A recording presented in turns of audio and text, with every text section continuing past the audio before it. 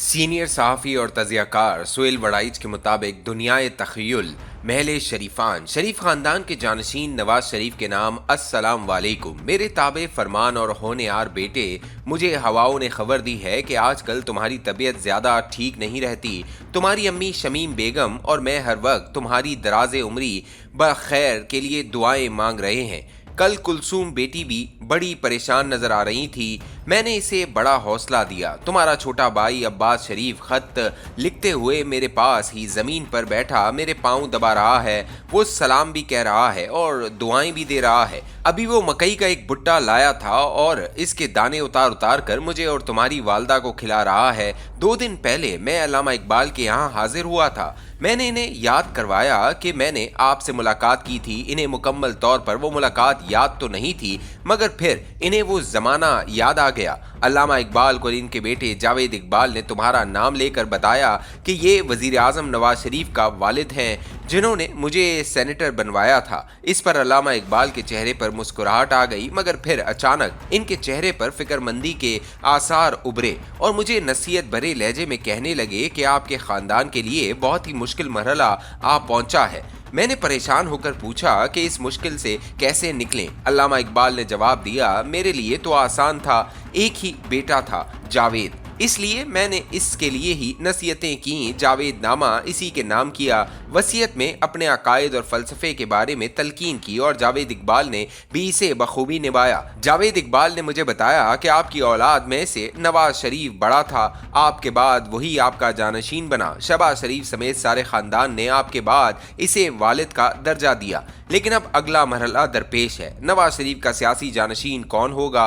वफादार छोटा भाई शहबाज शरीफ, जो वज़ीर आज़म भी है और मुक्तदरा की आंख का तारा भी। दूसरी तरफ नवाज शरीफ की करिश्माती बेटी मरियम है, जो हट की पक्की और बराह रास्त नवाज शरीफ की तरबियत याफ्ता है। अल्लामा इकबाल ने कहा, नवाज शरीफ जिंदगी के इस मुश्किल तरीन फैसले में इंसाफ कर पाएंगे या नहीं, इसी पर शरीफ खानदान के इकट्ठे रहने या अलग हो जाने का इन्हिसार है। मैं ये मुरासला तुम्हारी इसी मुश्किल के हवाले से लिख रहा हूँ। तुमने सारी जिंदगी मेरे सामने उफ तक न की। मुझे आसूदा और खुश रखने के लिए तुम्हारी मुझसे मोहब्बत की मिसालें दुनिया में कम कम मिलती हैं। हर इंसान को अपनी औलाद से फितरी प्यार होता है, मगर मुश्तरका ख़ानदान में औलाद की मोहब्बत को दिल में छुपा कर इंसाफ से काम लेना पड़ता है, वगरना ख़ानदान टूट जाते हैं। रिश्ते शीशे की तरह होते हैं, इसमें बाल बराबर भी तड़क लग जाए तो ये टूट जाते हैं। कल कुलसूम आई तो बातों बातों में इसने मरियम के कारनामों का तफसीली जिक्र किया। इसने मुझे इशारों इशारों में गुड़िया बेटी की मुमकिना जानशीनी का इंदिया भी दिया।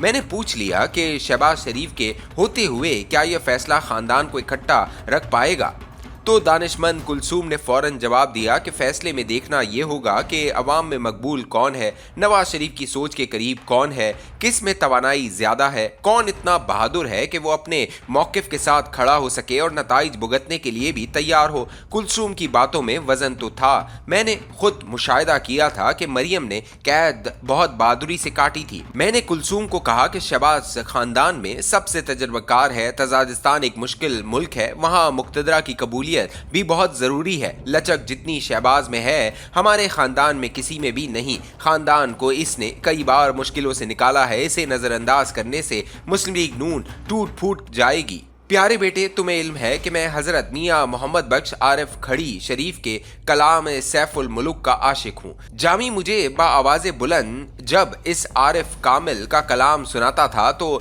मेरे लिए इल्म व दानिश और दुनियादारी के नए नए दरवाजे खुल जाते थे। मैं अपनी मुश्किल के हल के लिए मियाँ मोहम्मद बख्श के पास हाजिर हुआ। मुझे आता देख कर ही वो मेरी मुश्किल जान गए और कहने लगे, भाइयों और वालिद वालदा के बारे में अशार तो तुम्हें मालूम ही है। बेटे नवाज शरीफ को कोई नाम न भेजना, बस इसे ये कह दो कि इसे औलाद की मोहब्बत से निकलकर फैसला करना है। भाई की नाराज़ी से भी न डरना, बस वो फैसला करना जो मुल्क के मफाद में हो, तुम्हारी सियासत को भी फ़ायदा हो और शरीफ खानदान का भी भला हो। आइंदा जानशीन वो होना चाहिए जो सारे खानदान को साथ लेकर चले, ना इंसाफियाँ कम करे और ख़ानदानी रिश्तों को मजबूत करे। इस वक्त हमजा बिल्कुल अलग थलग बैठा है, इसका ख्याल भी तुम ही ने करना है। शहबाज तुम्हें इस एहसास महरूमी के बारे में रोज़ रोज़ याद तो نہیں کرا سکتا؟ میرے تابع فرمان بیٹے، مجھے علم ہے کہ تم مجھے دیکھ دیکھ کر جیتے تھے۔ میں محفل میں موجود ہوتا تو روئے سخن صرف اور صرف میری طرف ہوتا۔ میرے چہرے پر مسکراہٹ لانے کے لیے تم محفل کو کشتے زعفران بنانے کا انتظام کرتے۔ بیٹا، مجھے پتا چلا ہے کہ تم کچھ ہی عرصے بعد اپنی سیاسی جانشینی کا باقاعدہ اعلان کرنے والے ہو۔ مجھے ایک خفیہ والے نے خبر دی ہے کہ تم فیصلہ کر چکے ہو، اور اندازہ یہی ہے کہ تمہارا جھکاؤ گڑیا بیٹی کی طرف ہے۔ دیکھو، شہباز اور گڑیا دونوں ہی میرا خون ہے۔ مجھے یہ بھی یقین ہے کہ تم نے یقیناً انصاف سے فیصلہ کیا ہوگا، یہ بھی کہ پارٹی صدارت مریم کو سونپنے سے پارٹی میں جوش اور توانائی کی نئی لہر آئے گی۔ یہ بھی بتا دوں کہ یہ فیصلہ خاندان کے اندر بھی آسانی سے ہضم نہیں ہوگا۔ تم نے تو مشترکہ اتفاق خاندان کو خود اپنی آنکھوں سے ٹوٹتے دیکھا ہے۔ ایک نسل تک تو اتفاق چل جاتا ہے، پھر بغاوتیں ہوتی ہیں، اختلافات بڑھ جاتے ہیں۔ چودھری خاندان کا بھی ہماری طرح بہت اتفاق تھا۔ دونوں بھائیوں شجاعت اور پرویز الہی نے جیسے تیسے ایک دوسرے کے لیے قربانیاں دے کر خاندانی نظام کو چلا لیا، لیکن اگلی نسل یعنی صالح حسین اور شافع حسین آئے تو مونس الہی کی